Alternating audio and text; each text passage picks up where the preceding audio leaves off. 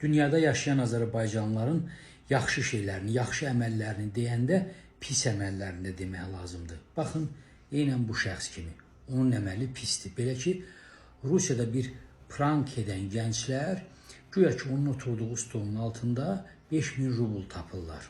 Bəli, belə bir televiziya prankı var və onlar 5000 rubl bizim pulla 104 manat eləyir.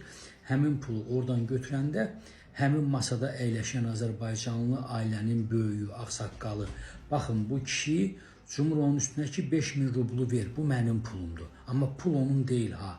Bir daha deyirəm, bu bir prankdır və pulu ora prankı eləyənlərin özləri qoyurlar. Yəni adamlar ora qoyur, sonra onu götürür və insanların reaksiyasına baxırlar, onu çəkirlər. Ağsaqqal isə ondan əl çəkmək bilmir. Yapışır ondan ki, yox, pulu mənə ver. Onu təhqir edir, onu döyür, onu vurur.